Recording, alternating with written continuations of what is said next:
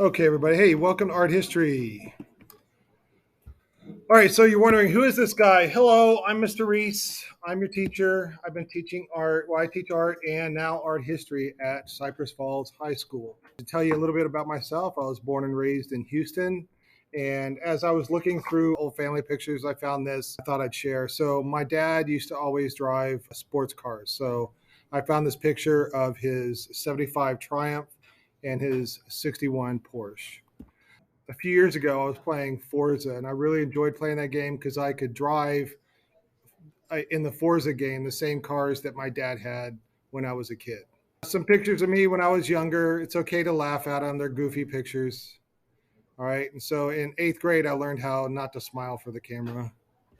After eighth grade, I moved to California and I went to Bonita High School. Has anybody been to school in California? The schools in California are very different. They're all outdoors because California just has awesome weather. So they don't have like the classes are in like a room, but there's no hallways. Like it's like a building and all the doors face of the classrooms face outside. When you go from one class to another, you're leaving one building and going into another. Anyways, so that's my ninth and 10th grade pictures. And then after 10th grade, I moved back to Houston and went to Robert E. Lee High School over in HISD, and I graduated in '89. They have since torn down this building and built a new high school for non-English speakers. Anyways, when I was in high school, I had a '75 Camaro. I still miss that car. It had a very powerful engine and a very fast car. All right, I have attended 7 colleges and universities. So to get my Bachelor of Fine Arts, I went to Houston Community College, Del Mar College, which is in Corpus Christi, and the University of Texas. And then to get my teaching certificate, I went to 2 colleges. I went to Tulsa Community College and Northeastern State University.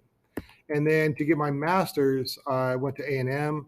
And then to get my certificate in art history to teach you guys, I went in Lindenwood, and I just finished that just this past Christmas. My master's and my certificate in art history, I did that online. So my experience at A&M and Lindenwood just looks like a computer screen. All right, so after high school, I went down to Del Mar College. This is the art building at Del Mar where I spent most of my time there.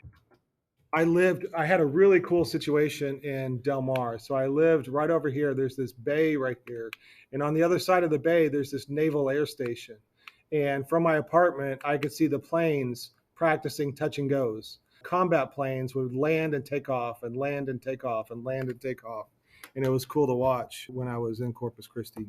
Here is this me on the left, and that is my professor, my sculpture professor.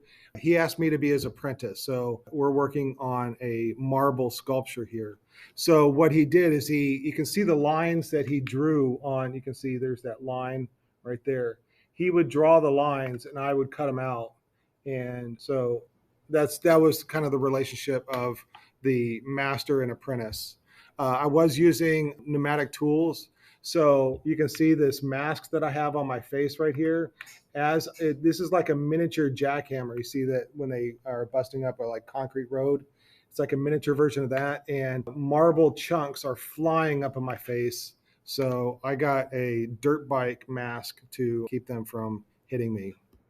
All right, after Del Mar, I went to University of Texas, and this is the art building at University of Texas where I spent most of my time.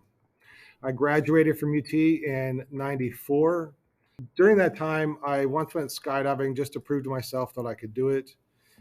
So I went tandem. That's me on the bottom. That's the skydiving instructor on the top. It looks like I'm having fun and smiling. That's just the wind pushing my face up. I was actually very terrified and scared. And I felt no fear getting in the plane or flying up or even getting out on the wing. But all the fear hit me as soon as I left the plane. I'm glad I went skydiving. I'll never do it again. All right, in '94, I met my wife, and in '95, I married her. And then I taught at Tulsa Public Schools for a few years before coming back to Houston. I taught at Lamar High School over in HISD for 4 years, and then I came over to Cy Falls in 2004, and I've been here ever since.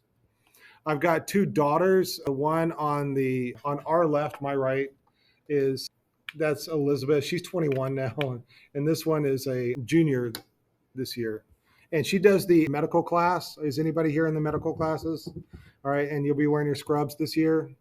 No, you're not doing that one? Okay. We had to go and get her scrubs this summer.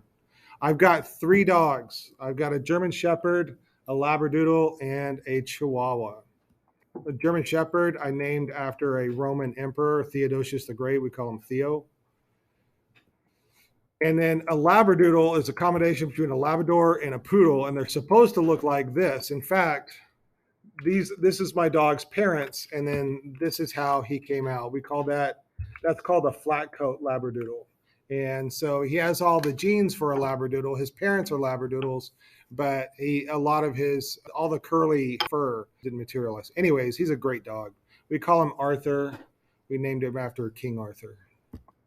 I take them out on long walks in the summer and all year. So I do a lot of training with my German Shepherd, and they're a big part of my life now. And then there is Isis. We named her Isis after the Egyptian goddess, but she's 15, 16, 17 years old now. And about 4 months after we named her, news about ISIS, the terrorist organization, came out. So there wasn't an ISIS terrorist organization in the news when we named her, but we named her after the goddess. So, anyways, she likes anywhere where it's comfy. And so in the summertime, we bought this beanbag chair for my daughters, but it turned into a beanbag chair for the Chihuahua. I once did the MS 150. That's where you ride your bike from Houston.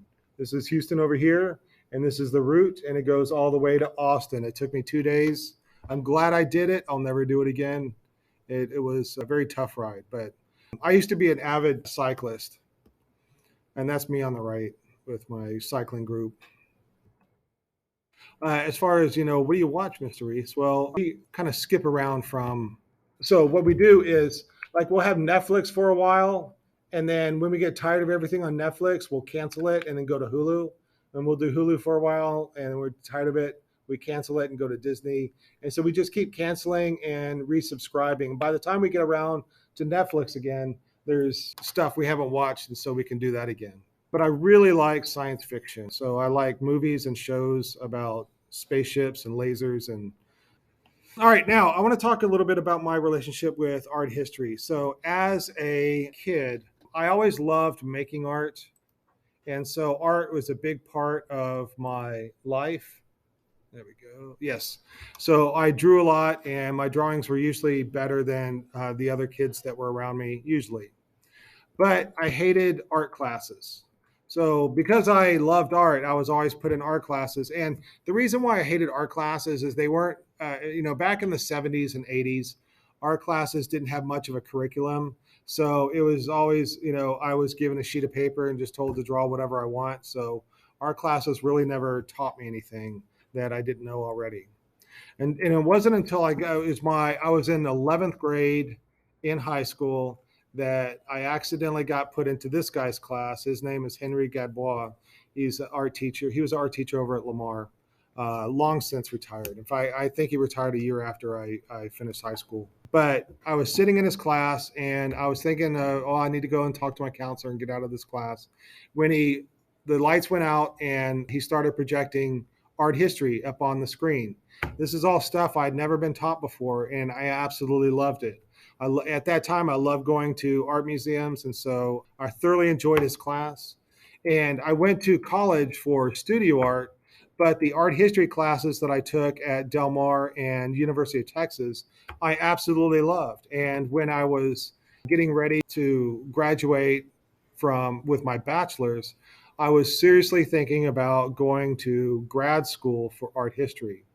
But they wanted me to take the GRE, which I'm not a good test taker.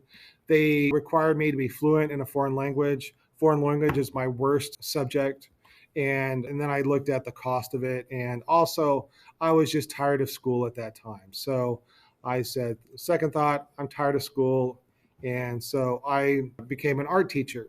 Now, I love art and I love being an art teacher, but I really wanted to teach art history. So I did a little bit of art history in my Art 1 classes, but I really wanted to teach art history as a class, as a year-long class. And when I was at Monroe Middle School in Tulsa Public Schools, they didn't have an art history class for me to teach. Same thing at Lamar High School, there wasn't an art history class.